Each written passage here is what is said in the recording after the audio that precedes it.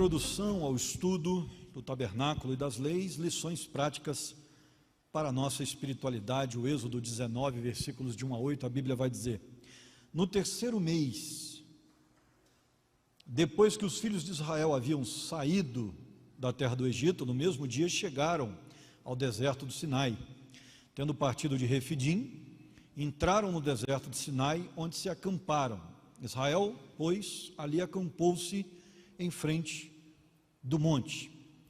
Então subiu Moisés a Deus, e do monte do Senhor o chamou, dizendo: assim falarás à casa de Jacó, e anunciarás aos filhos de Israel: vós tendes visto o que vos fiz aos egípcios, como vos levei sobre asas de águias, e vos trouxe a mim.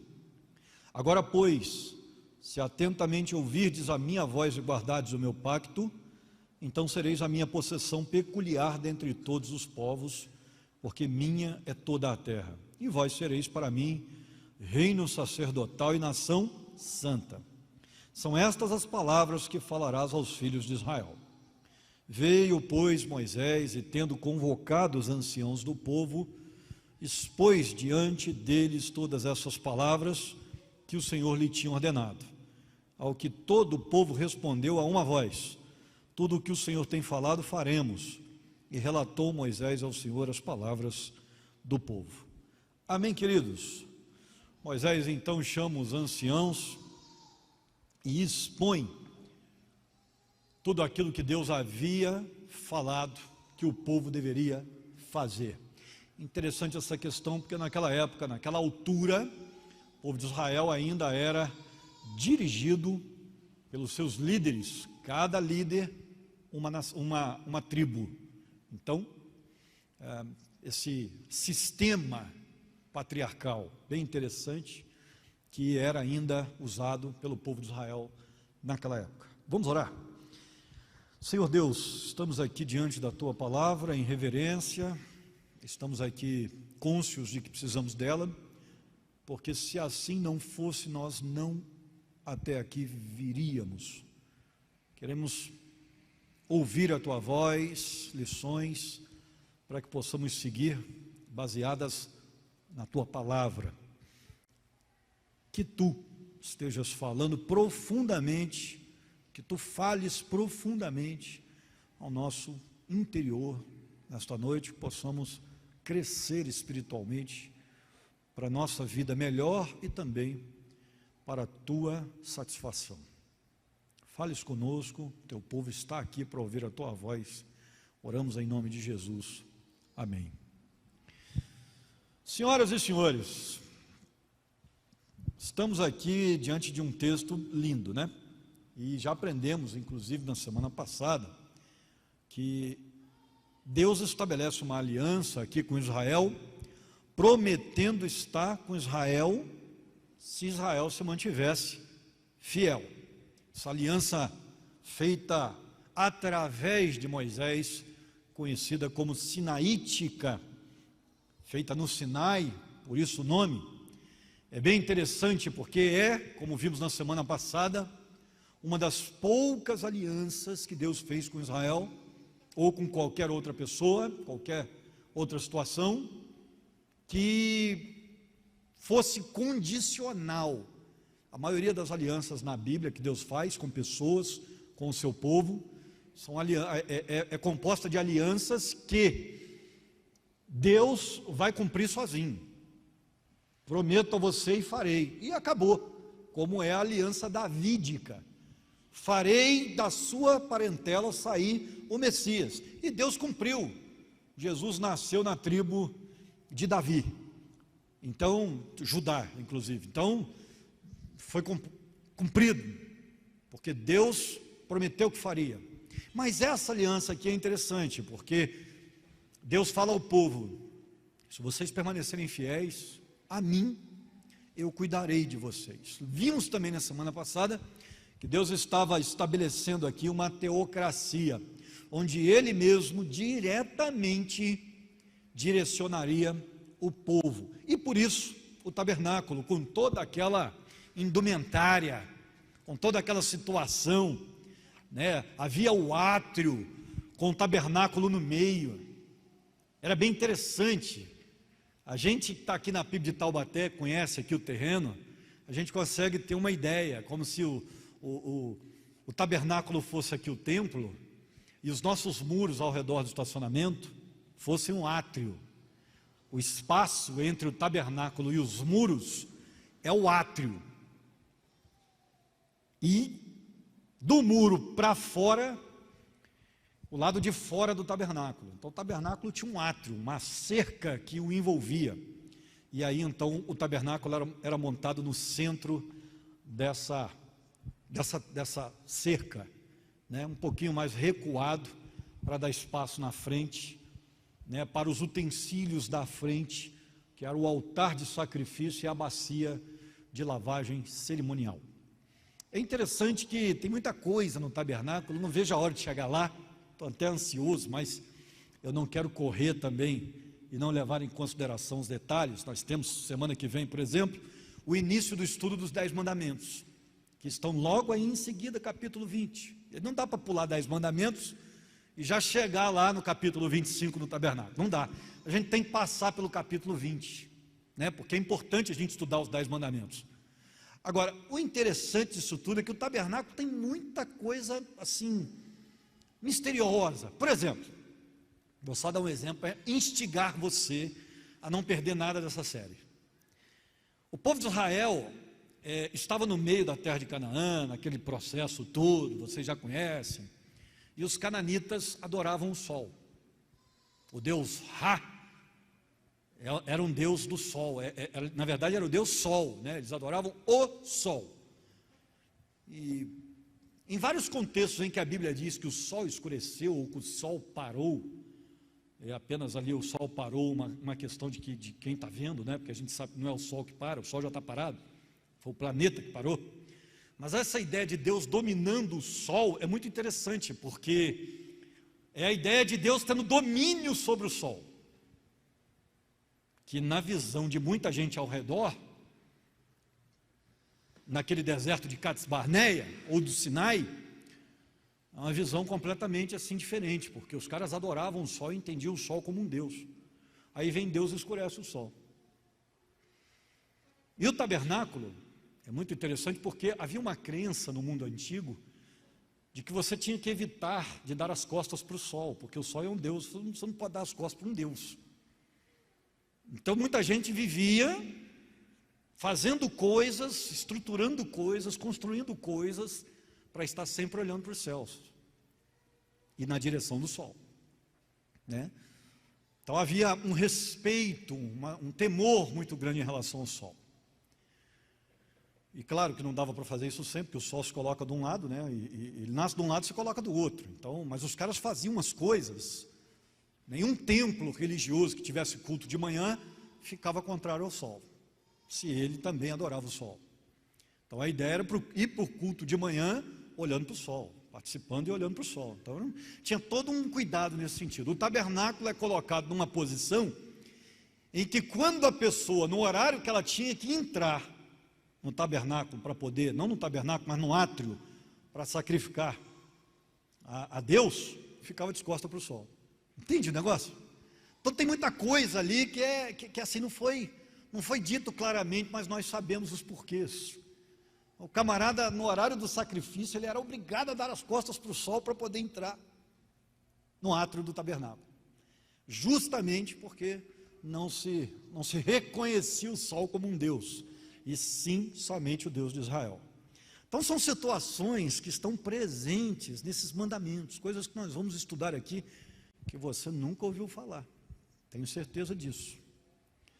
Enquanto a gente caminha para lá, é importante nós entendermos mais algumas coisas nesse texto de Êxodo, capítulo 19, que eu já expliquei para você. O capítulo 19 é uma transição para a chegada das leis. História de Israel até então, libertação, Israel levada para o deserto, perante a montanha onde Deus está, e Deus então vai começar a mandar os seus mandamentos, vai enviar os seus mandamentos através de Moisés. E aí os versículos 9, 10 e 11, se você está com a Bíblia aberta em Êxodo 19, continue. E é um texto bem interessante, É a Priscila que eu estou vendo ali, sem óculos eu não enxergo. Você está bom, minha filha? Está bem, minha filha querida? Só uma filha para mim, rapaz. Eu não sei como é que está o esquema aí, quem é, quem não é, mas é uma filha, hein? Eu oro, se eu orar lá, o negócio complica, hein? Então, cuida bem. Deus abençoe vocês. Prazer, Priscila. Estou só brincando com você, viu? A Bíblia diz, Êxodo 19, versículos 9 e 11, a Bíblia diz assim, ó: então disse o Senhor a Moisés: eis que eu virei a ti em uma nuvem espessa, para que o povo ouça quando eu falar contigo, e também para que sempre te creia, porque Moisés tinha anunciado as palavras do seu povo ao Senhor. Bem, aqui nós temos um modus operandi, uma maneira de Deus sempre operacionalizar, ou operar. Deus sempre age assim, e não é diferente hoje. O que eu estou querendo mostrar para vocês? Que todo esse processo de envio de mandamentos vai ser através de um homem, através de um líder, sempre. E depois que Moisés é sepultado por Deus, Deus imediatamente levanta um outro, Josué, e assim por diante. Todas as vezes que Deus lidera um povo, lidera através de uma pessoa. Na maioria das vezes homens, mas com algumas exceções, no período dos juízes, por exemplo, algumas mulheres.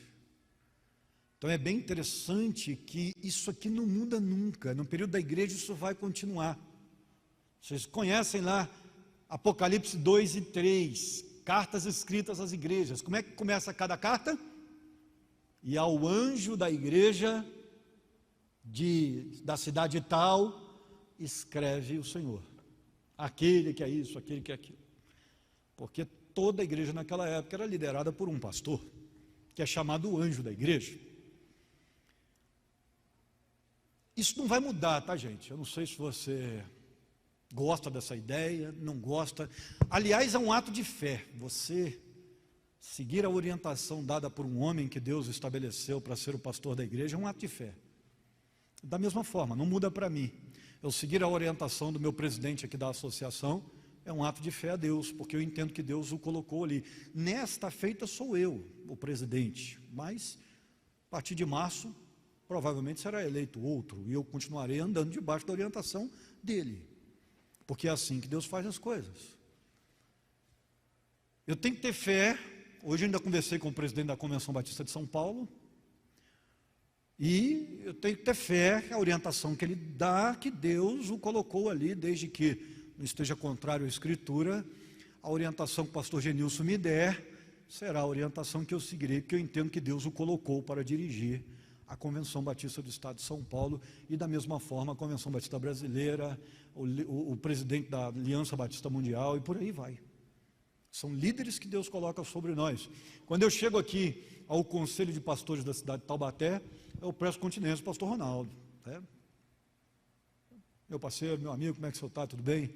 E se ele falar vai para a direita, eu irei para a direita. Se ele falar vai para a esquerda, eu vou para a esquerda. Porque eu entendo desde os primórdios da minha conversão que Deus estabelece líderes e quem tem juízo obedece. É por isso que eu sempre digo para vocês, você não é obrigado a receber a orientação de qualquer pastor, mas o seu sim. E aí o que acontece? Pastor a gente elege. Se você não confia no seu, troque de igreja, procure um que você possa confiar, para que você possa ser orientado por ele. Porque nós não somos autopastoreáveis nesse sentido. Deus levanta líderes para comandar o seu povo, e quem tem juízo obedece. Você não é obrigado a seguir orientações do pastor Luciano. Mude de igreja e vá seguir a orientação de quem você confia. Mas você precisa ter um pastor. Isso é muito importante. A liderança tem que ser respeitada sempre, porque é Deus quem estabelece. E a gente conhece na história da Bíblia, que é uma história de coisas comuns. Você tem na história da Bíblia coisa comum, igual a que a gente vive hoje mesmo. Deus punindo rebeldes que se levantaram contra os seus líderes, do começo ao fim, pode perceber. Desde Caim até o Apocalipse, com uma mulher chamada Jezabel, você vai ver Deus punindo gente que se levantou contra a liderança, que se levantou contra as ordens, contra o desejo de quem estava acima, no caso de Caim com Adão, seu pai, que vai quebrar a lei do próprio Deus, por desrespeitar as orientações, inclusive paternas, e Porque Caim não chega a assassinar o irmão, ele não virou a cabeça da noite para o dia, era rebelde desde o início. E aí essa tal de Jezabel que aparece lá no Apocalipse, que o nome dela a gente sabe que não é esse, também quebrando a cara, Deus falando que ia colocá-la sobre uma cama com uma doença grave, que essa doença ia chegar aos filhos, os filhos chegariam à morte porque ela desrespeitou a igreja do Senhor, a liderança da igreja, o estabelecimento da igreja. Então é um negócio sério, a gente vê isso durante todo o tempo, homens como Absalão, gente que se levantou contra o líder e acabou tendo dificuldades. Eu não estou falando aqui,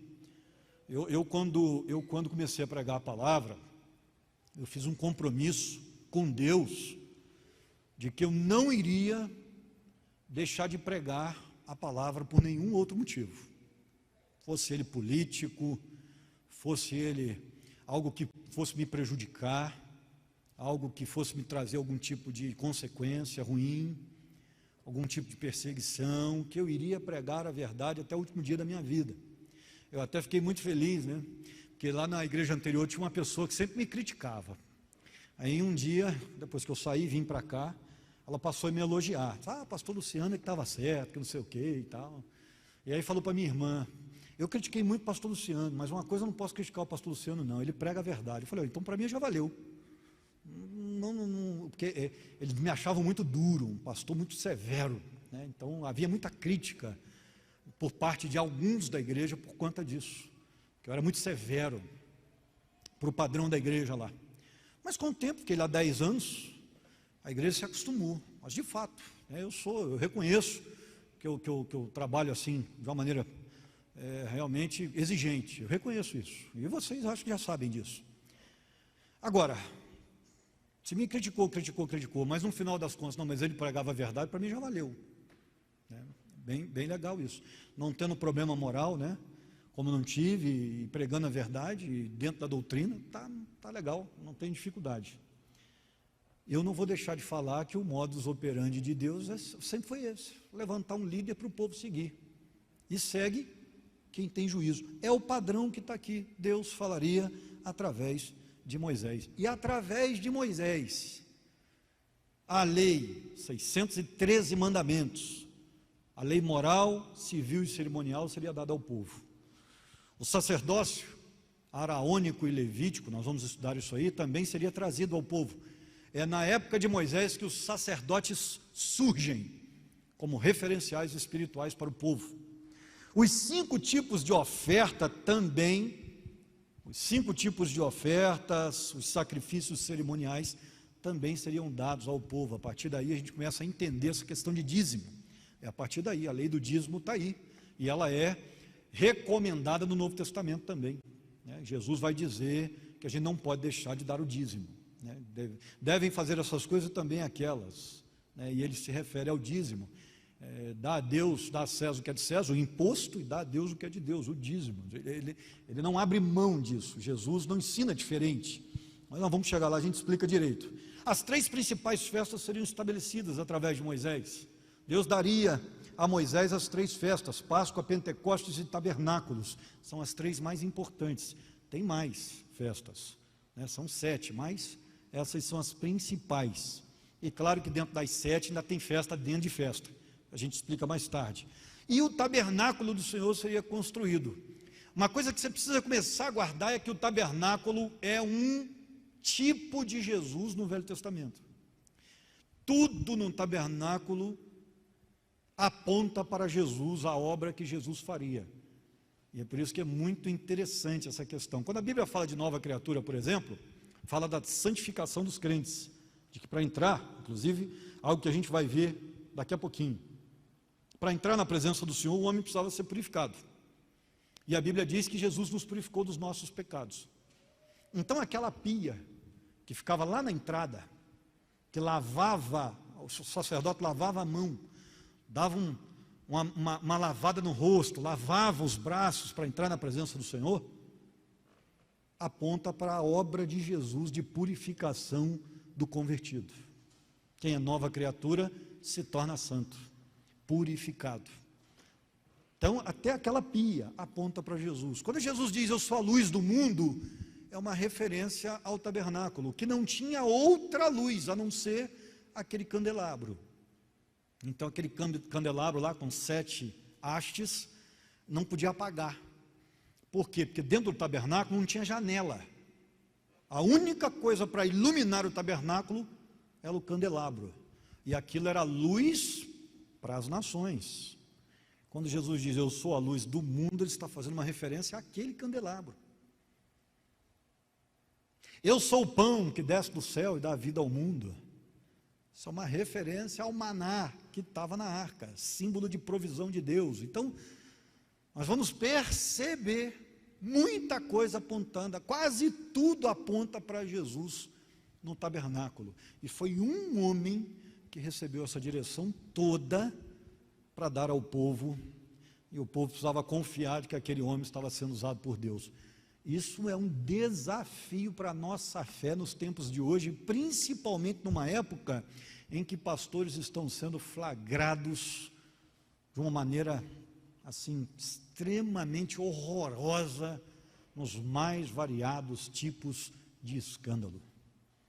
Continuar com a fé intacta nesse modus operandi de Deus hoje em dia já gera ponto para você, porque não é fácil, eu sei que não é, né? Quem garante que esse que está falando para vocês aqui nessa noite não é mais um, não seja mais um que esteja enganando o povo? Sempre vai ficar essa pulga atrás da orelha, né?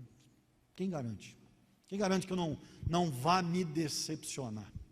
Mas todas as vezes que eu quero pensar assim, que eu também tenho gente acima de mim, você não acha que essa pulga também não aparece aqui de vez em quando?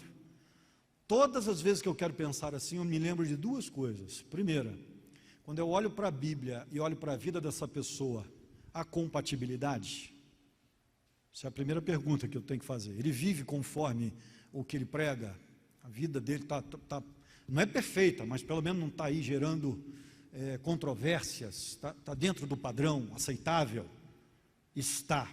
Então eu já alcancei 50% daquilo que eu preciso ter para confiar nesse camarada, ok? Ele vive aquilo que a Bíblia ensina que tem que viver. Essa é a primeira coisa. Segunda, ele prega essa Bíblia corretamente, ele aplica para a vida da congregação, para a vida da associação, para a vida da convenção, aquilo que a Bíblia diz, aplica. Então eu ando com esse homem, eu não tenho dificuldade. Não quero saber se ele é negro, se ele é branco, se ele é gordo, se ele é magro, se ele tem dinheiro, se ele não tem. Geralmente pastor batista não tem. Se tem, herdou, fora. Já veio rico, porque no ministério batista a gente não fica rico. Muito difícil. Se fica, fica fora, dificilmente, né? Você tem hoje dentro da denominação apenas uns 10 pastores que recebem da igreja valores assim que você pensa, nossa, isso é muito. Você tem 10 no Brasil inteiro. Mas isso tudo, 10. O resto, 10, mas aí você tem 10% dos pastores que vivem confortavelmente, cerca de 40% dos pastores que vivem com o básico, e 50% dos pastores batistas precisam trabalhar para conseguir sustentar a casa, porque o dinheiro só da igreja não é suficiente. Então essa é o raio-x da nossa denominação, ok? Só as igrejas maiores conseguem dar um suporte para o pastor ficar tranquilo, que é o nosso caso aqui. Mas eu já tive nas outras duas esferas. No primeiro ministério eu tive que trabalhar durante 2 anos e meio para ajudar a suprir em casa, a igreja não tinha condições, e no segundo ministério eu tinha o básico, né? Hoje eu faço parte desse grupo aí de 10%, mas são 6 anos, eu tenho 20 anos de ministério pastoral, então eu sei o que é, muito bem essa realidade. Bem, vencendo essa primeira questão, a segunda, versículos 10 e 11, eu não perderia tempo falando dessa questão do líder, se não fosse realmente necessário. A gente precisa entender isso, né? Segundo lugar, hoje, versículos 10 e 11, disse mais o Senhor a Moisés: vai ao povo e santifica-os hoje e amanhã, lavem eles os seus vestidos, e estejam prontos para o terceiro dia, porquanto no terceiro dia descerá o Senhor diante dos olhos de todo o povo sobre o monte Sinai. Bem, se aquele povo estava se aproximando de Deus, e o tabernáculo é um negócio muito interessante, porque quando chegar lá para o capítulo 25, Deus vai dar ordens para... Eu posso estar enganado, tá, gente? É muito texto na cabeça, posso estar enganado. Mas quando chegar lá pelo capítulo 25, mais ou menos, Deus vai dar ordens para a construção do tabernáculo. Deus está na montanha, dizendo para todo mundo: não encostem no monte, quem encostar vai morrer. Minha presença. Eu estou aqui em cima, mas eu estou encostado nesse monte. Se encostar aí embaixo no monte, tentar subir, vai morrer. Então Deus dá ordens a Moisés para não deixar ninguém chegar perto do monte, porque onde Deus está é terra santa, e o homem pecador ia ser consumido na hora se encostasse no monte. Até aí tudo bem? Só que Deus diz para Moisés assim, ó: mande o povo se santificar. Por quê? Porque eu não vou ficar aqui em cima não. Eu vou descer para morar no meio de vocês. Vocês vão construir um tabernáculo e eu vou ficar no meio do arraial. Olha que coisa linda, nós não temos um Deus distante, irmãos. Ele não quer se fazer distante. Vocês vão montar tendas aí no deserto, e vocês vão montar uma barraca enorme para mim também, porque eu vou estar aí morando em tenda junto com vocês. Isso é uma coisa extraordinária. Tanto é que quando a Bíblia diz que Jesus veio e habitou entre nós, João capítulo 1, o verbo é tabernaculou entre nós. Ou seja, da mesma forma que Deus esteve presente com Israel no Velho Testamento, agora está novamente. Deus veio morar conosco de novo. Lembrando que naquela altura do campeonato, o templo já era estabelecido, mas Deus mais uma vez estava no meio do povo, morando com o povo, porque a gente aprende que Deus quer se aproximar, mas para que Ele se aproxime, nossa vida precisa ser santa. O texto está muito claro aí, ó. Vai ao povo, diz ao povo: santifica-os hoje e amanhã, lavem eles os seus vestidos. Não podia entrar com roupa suja na presença do Senhor. Estejam prontos para o terceiro dia, porque no terceiro dia eu vou descer, eu vou estar no meio de vocês. Queridos, se você pegar esse texto e analisar as condições de Deus para permanecer com o povo, você tem um resumo, e o resumo traz 4 condições básicas. Isso serve para a nossa vida, por isso que eu chamei lições espirituais para a nossa vida. Isso serve para nós hoje, ainda. Você vai ter 2020, 1500, você vai ter aí quase 3.000 anos depois, e as coisas ainda servem, aliás, quase 4.000 anos depois, desculpa, e as coisas ainda servem para nós, bastante, porque basicamente o que Deus exigiu para se aproximar? Em primeiro lugar, que o povo teria que ter uma fina sintonia com a obediência ao próprio Deus. O povo teria que ter isso. Êxodo 19, versículos 3, 4, 5 e 6, pode olhar aí. Teria que ter obediência. Primeira coisa, eu vou descer, vou habitar com vocês, mas vocês terão que me obedecer.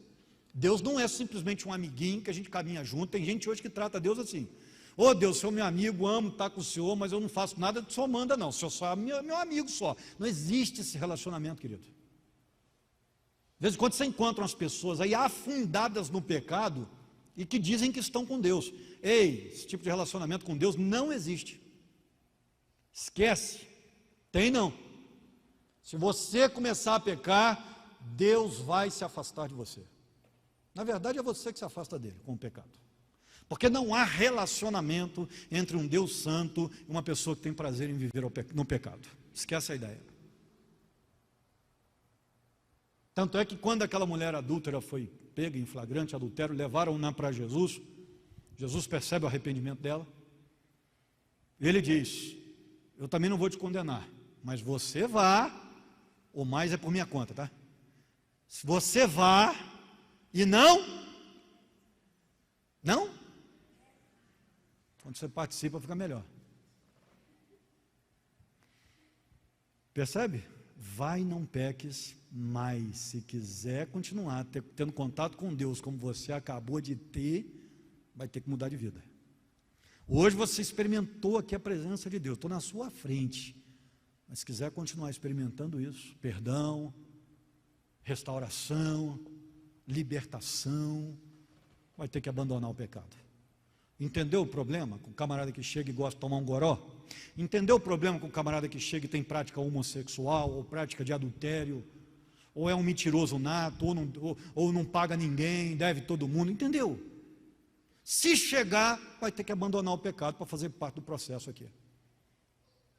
Porque não dá, não vai dar para viver no pecado mais, vai ter que começar a lutar contra o pecado, igual a gente faz.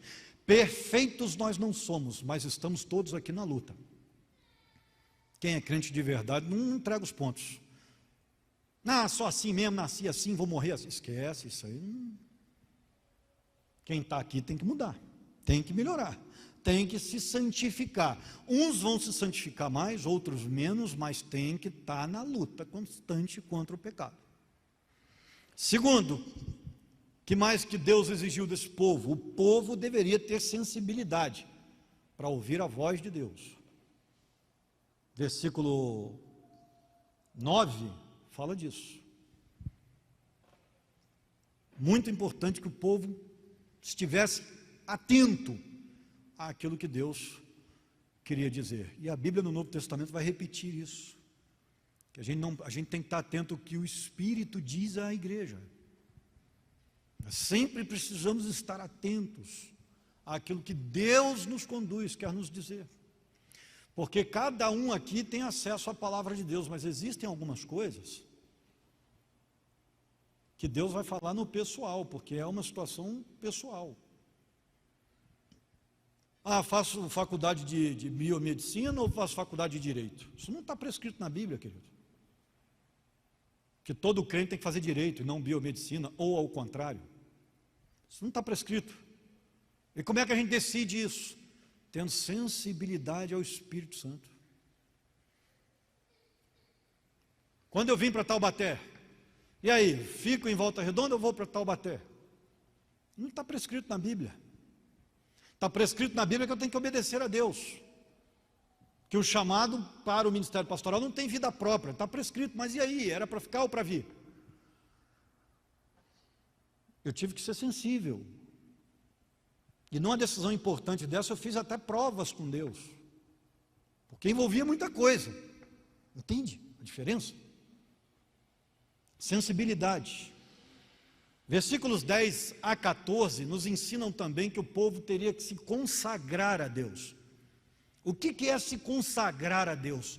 É ter um Deus só. É viver só para Ele. Não estar com o coração dividido. A ideia de consagração é uma ideia de totalidade. Todo o meu ser é entregue a Deus. Eu não divido essa atenção. E quando Jesus vai falar sobre isso, ele vai falar que não tem como você servir dois senhores. Ou seja, não existe consagração se você tem dois deuses na sua vida. Porque ou você vai amar mais a um ou mais ao outro. E vai desprezar alguém. O sagrado é uma ideia de separado, daí a palavra vem de santo, separado. Você se separa para Deus, você é só dele, você só faz o que ele quiser. Isso é consagração. E quarto, um profundo respeito pela presença de Deus. Está no versículo 21, a gente não chegou lá não, mas está no 21 aí. Eles precisariam ter respeito pela presença de Deus. Aí sim, Israel seria o que a Bíblia chama aí de possessão peculiar de Deus, versículos 5 e 6. Não sei se você reparou essa expressão aí, expressão peculiar. A expressão peculiar seria um povo de domínio exclusivo de Deus, e diferente dos demais, aí a ideia de peculiar. Mas se você for traduzir o hebraico segular, aí, segular, Israel seria o tesouro móvel de Deus. Literalmente é isso que significa. Tesouro móvel de Deus. Eu não sei se vocês perceberam, a ideia de Deus já é, desde Israel lá no deserto, uma ideia não estática para o seu povo. mas um povo que pudesse levar o nome de Deus às outras nações. Parou para perceber que o tabernáculo era desmontável? Não era simplesmente pelo fato de eles terem que estar sempre andando no deserto, mas que também fosse uma propaganda para os povos ao redor. À medida em que eles caminhavam, eles desmontavam aqui e montavam lá. Chegavam lá diante de outros povos, era muito comum, né? O que vocês estão fazendo aí? Nós estamos aqui montando a casa do nosso Deus. É aí que começava o evangelismo. Queridos, a igreja continua desmontando e montando casas, né? Na verdade, hoje a gente monta muito mais do que desmonta. A gente monta uma aqui, deixa aqui, monta outra lá, deixa lá, monta outra lá, deixa lá, e a gente vai montando e levando a igreja a pregar o evangelho neste mundo. Isso é nossa missão, nossa função. E o termo indica que aquela nação que deixou o Egito e foi liberta, recebeu a bênção de Deus para levar Deus às nações, porque Deus estava no tabernáculo. Então, de certa forma, eles levavam Deus às nações. Você já pregou para o seu vizinho esse ano? Pregou no ano passado? As pessoas que trabalham com você sabem que você é crente, já evangelizou. Você tem falado de Jesus para as pessoas que vão lá ao seu trabalho, as pessoas que estudam com você. Como é que anda isso aí? Porque você é o tesouro móvel de Deus, querido. Você tem valor, você é luz para o mundo. Você é sal para essa terra. E se o sal não salgar, ele não presta para mais nada. Perdeu sua função principal, a única. Então é muito importante que percebamos isso, né? Eu estou jogando uma bolinha, terça e quinta. E é legal, o pessoal acima dos 50 anos, né? Mas como eu sou goleiro, eu fui admitido. Fui contratado porque eu não tinha goleiro. Eu disse, então você é mais jovem, mas pode jogar. Eu acho até que eles se arrependeram, porque eu estou acostumado com aquele futebol competitivo do profissional. E na semana passada eu acabei vacilando um pouquinho lá. Joguei um velhinho de 80 anos pro alto lá, rapaz. Mas foi sem querer, sem maldade. Eu pensei que ele ia tirar o pé, porque você já conta no futebol profissional que o outro vai tirar o pé, né? Ele tem a malícia. E tadinho do coroinha, ele não teve malícia. E ele com 80 anos cismou de bater de frente comigo. Querido, joguei o velhinho pro alto lá, rapaz. Parou o futebol na hora, né? E o velhinho, ai, falei, pronto, matei o velho, né? Não, mas ele levantou bom, boleiro, não é bobo não. E aí eu estava conversando com a Bia esses dias, eu falei, eu estou numa situação difícil, porque eu tenho que ser luz nesse lugar, eu tenho que pregar o evangelho para esse pessoal. Aliás, inclusive lá, né, o pessoal percebeu que foi sem querer, eu não queria bater no velhinho, né? Atingi-lo, né? Porque o goleiro quando sai, ele sai por tudo ou nada, e ele grita, sai, ou seja, sai da frente, o velhinho não saiu, né? E aí deu o que deu, mas não foi maldade não. E é interessante que depois do futebol o pessoal se reúne lá, eles têm um localzinho lá, né, que eles abrem a porta, acaba o futebol, vai todo mundo lá para o local, eles têm uma portinha, aí quem bebe cerveja, quem bebe refrigerante, de vez em quando tem um caldo de mocotó, né? Caldo de mocotó de futebol é legal, porque ele fica lá 15 dias na geladeira e fica curtindo, né? Quando vem é um barato, aquele negócio você fica acordado 8 dias, que é uma beleza, né? Não é muito limpo, mas é legal. E aí, aquele negócio, o pessoal bate papo e conversa, e eu falei com a Bia, eu falei, olha, acaba o futebol 9 horas, eu saio a 1000, né? Porque eu tenho que fazer outras coisas, e eu não estou ficando lá, né? Eu tenho que arrumar um dia para ficar, 2, né? Uns 3 dias por mês, para fazer amizade, para conseguir convidar, para, né, evangelizar. E a Bia falou, amor, vai ter que fazer mesmo. Não é muito o meu ambiente, eu não gosto muito, mas eu vou ter que me infiltrar para pregar o evangelho, né? Para conseguir encontrar espaço, porque se eu não fizer isso, perdi minha condição de luz, não estou iluminando ninguém. E você tem que fazer o mesmo. Então eu estou me organizando, amanhã eu vou ficar. Amanhã estou com as mensagens adiantadas de domingo, então eu vou ficar. Vou lá, bater um papo, pedir um H2O lá, e vou ficar lá, batendo papo, uma Coca Zero. Né? Se alguém falar aí, viu o pastor numa roda de cerveja aí, estou tomando Coca. Deixar bem claro, estratégia missiológica, tá certo? Por favor. Até porque nem de beber, nem quando eu não era convertido eu gostava. Então não vai ser agora, depois de velho. Terceiro lugar, olha os versículos 12 a 15 para a gente terminar. Estou feliz que eu vou conseguir acabar a mensagem hoje, que aí semana que vem 10 mandamentos. Vamos lá. Versículos 12 a 15 a Bíblia diz, também marcarás limites ao povo em redor, dizendo, Guardai-vos, não subais ao monte, nem toqueis o seu termo. Todo aquele que tocar o monte será morto. Mão alguma tocará naquele que o fizer, mas ele será apedrejado ou aceteado. Para quem não sabe, é morto com lanças, com setas, tá bom? Quer seja animal, quer seja homem, não viverá. Quando soar a buzina, longamente subirão eles até o pé do monte. Então Moisés desceu do monte ao povo, e santificou o povo, e lavaram os seus vestidos. E disse ele ao povo: estai prontos para o terceiro dia, e não vos chegueis à mulher. Ou seja, a ideia seria ter um tempo de oração, ter um tempo de dedicação. Não é que a mulher é algo ruim, não é que não pode tocar a mulher, que então fica impuro. Não, o Novo Testamento vai trabalhar muito bem isso, a ideia de que o sexo é algo santo que Deus fez para o casal, não há nada de errado nisso, né? Tem gente que acha que quando Deus foi criar as partes genitais, que ele chamou o diabo para criar, porque ele não queria mexer com isso, né? Esquece a ideia, tudo é criação de Deus, tudo é santificado, desde que seja correto diante dos moldes bíblicos. Mas nessa ideia aqui de não se chegar à mulher, era uma situação de consagração, não haver nenhum tipo de busca simplesmente carnal, vamos dizer assim. Eles teriam que buscar pela parte espiritual. Quando a gente faz jejum é a mesma coisa, a gente não tem contato sexual justamente para ter um momento ali exclusivo de espiritualidade, tudo bem? Uma coisa interessante aqui é que Deus não estaria, por enquanto, liberando acesso à sua presença por conta dos pecados do povo. Somente Cristo faria isso completamente e de maneira satisfatória. Ele estaria presente no meio do povo, mas mais uma vez, olha o modus operandi. Apenas um homem faria pedido de perdão e entraria na presença de Deus, Moisés, o sumo sacerdote. Não haveria uma abertura geral para qualquer um que quisesse entrar na presença de Deus, entrar.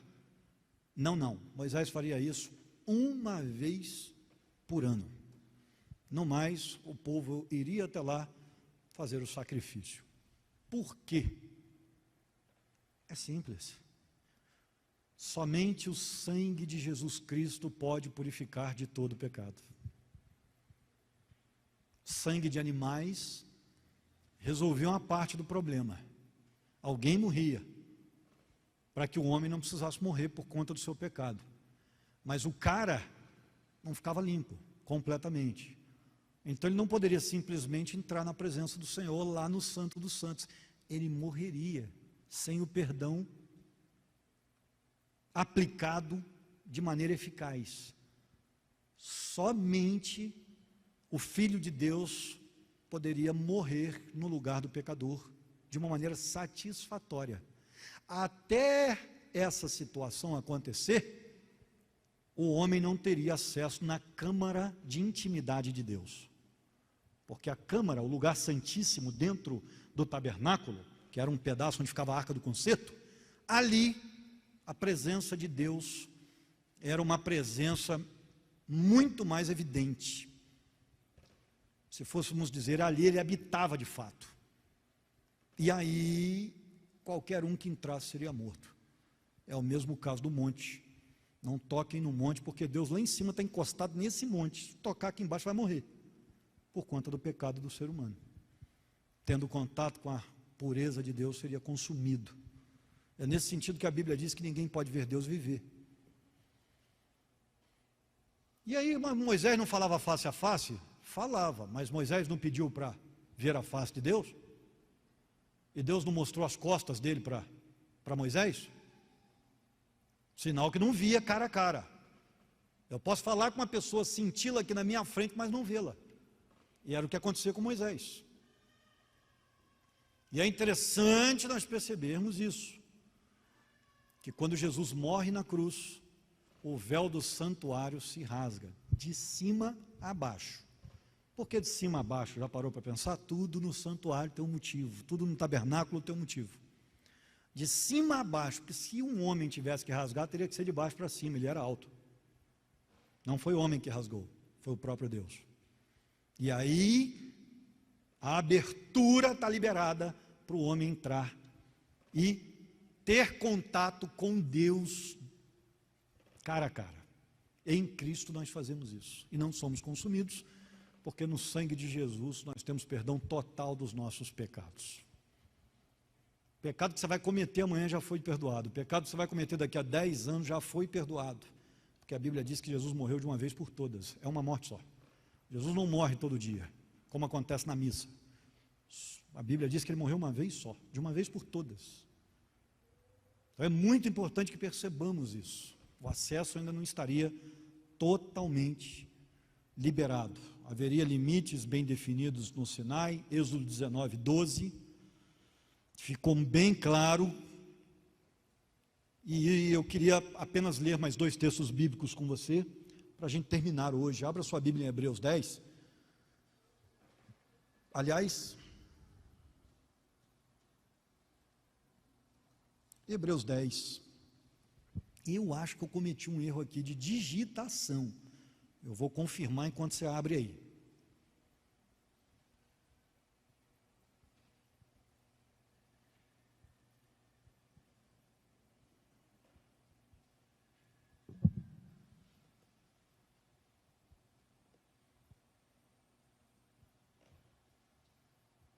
É isso mesmo. Hebreus 10, ele já começa a falar no 9, versículo 9, mas eu vou ler a partir do versículo 10. Aliás, perdão, no capítulo 9, o autor de Hebreus já começa a explicar essa relação de Jesus com o tabernáculo. Mas é no capítulo 10 que ele é bem nítido, ao explicar essa questão do tabernáculo ser um tipo de Jesus no Velho Testamento. A Bíblia diz assim, versículo 10, capítulo 10. É nessa vontade dele, ou seja, de Deus, que temos sido santificados pela oferta do corpo de Jesus Cristo, feito uma vez para sempre. Ora, todo sacerdote se apresenta dia após dia, ministrando e oferecendo muitas vezes os mesmos sacrifícios que nunca podem tirar pecados. Mas este, havendo oferecido um único sacrifício pelos pecados, assentou-se para sempre à direita de Deus. Daí por diante, esperando até que os seus inimigos sejam postos por escabelo de seus pés, estrado. Pois com uma só oferta tem aperfeiçoado para sempre os que estão sendo santificados. E o Espírito Santo também nolo testifica, porque depois de haver dito, este é o pacto que farei com eles depois daqueles dias, diz o Senhor, porei as minhas leis em seus corações, e as escreverei em seu entendimento. Acrescenta, e não me lembrarei mais de seus pecados e de suas iniquidades. Onde há remissão destes, não há mais oferta pelo pecado. Ou seja, Jesus morreu uma vez só. Agora, se você puder voltar ao Êxodo 19, nós vamos ler o final do capítulo lá, para a gente poder entrar no capítulo 20, contextualizada na semana que vem. Êxodo 19. Versículo 16 em diante, Deus continua dando as orientações. Ao terceiro dia, ao amanhecer, houve trovões, relâmpagos e uma nuvem espessa sobre o monte, ouviu-se um sonido de buzina muito forte, de maneira que todo o povo que estava no arraial estremeceu. E Moisés levou o povo fora do arraial ao encontro de Deus e puseram-se ao pé do monte. Nisso todo o monte Sinai fumegava, porque o Senhor descera sobre ele em fogo, e a fumaça subiu como a fumaça de uma fornalha, e todo o monte tremia fortemente. O pessoal da Assembleia de Deus, se estiver ouvindo em casa, está dando glória. E crescendo o sonido da buzina cada vez mais, Moisés falava, e Deus lhe respondia por uma voz. E tendo o Senhor descido sobre o monte Sinai, sobre o cume do monte, chamou a Moisés ao cume do monte, e Moisés subiu. Então disse o Senhor a Moisés, desce, adverte ao povo para não suceder que traspasse os limites até o Senhor, a fim de ver, e muitos deles morram. Ora, santifiquem-se também os sacerdotes que chegam ao Senhor, para que o Senhor não se lance sobre eles. Respondeu Moisés ao Senhor, o povo não poderá subir ao monte Sinai, porque tu nos tens advertido, dizendo: marca limites ao redor do monte e santifica-o.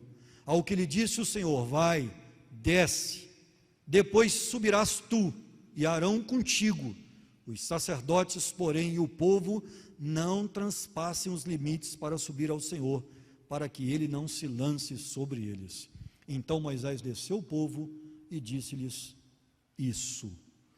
É interessante que essa questão, depois de dar as orientações sobre proximidade, Deus começa a revelar a sua vontade, suas leis e como o povo poderia fazer para andar com ele. E é sobre isso que nós vamos começar a estudar a partir de semana que vem. Os mandamentos. Eu quero que você perceba que cada mandamento que nós vamos estudar tem um motivo, o porquê.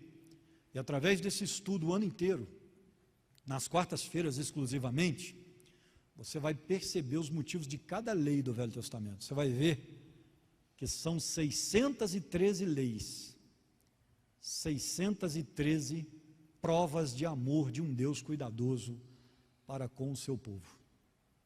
Pode ter certeza.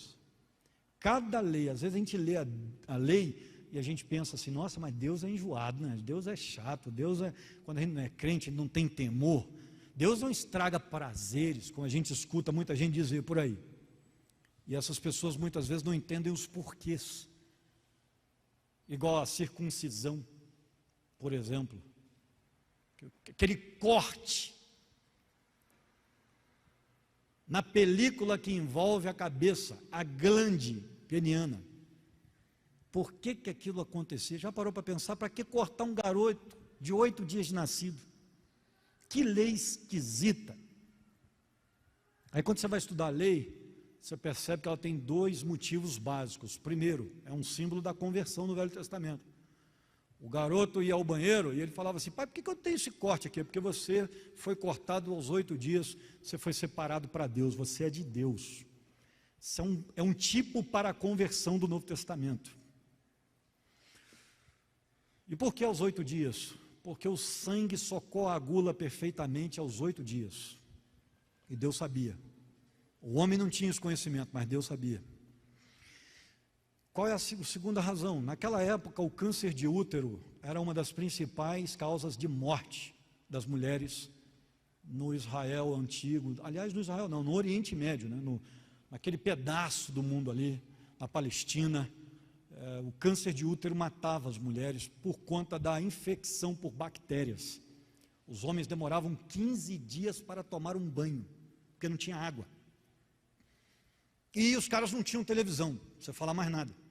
Qual era a diversão dos caras, né? Com banho ou sem banho, era a diversão. E com o alto número de relações sexuais, havia também proliferação das bactérias no órgão genital masculino, porque não havia água. Imagine 15 dias indo ao banheiro sem lavar. Aí o cara ia ter relação com a esposa, aquelas bactérias aos montes passavam para o útero e desenvolviam várias doenças, inclusive o câncer de útero. Depois que a lei foi dada a Israel, as mulheres pararam de morrer de câncer e de infecção, essas doenças. O povo de Israel até mesmo foi acusado de bruxaria, vamos dizer assim, né? Um termo grosso, mas para a gente entender. Porque as mulheres pararam de morrer. E as pesquisas depois vão mostrar que as mulheres de Israel não morriam com esse tipo de doença, porque quando a película era cortada, a glande geralmente era exposta.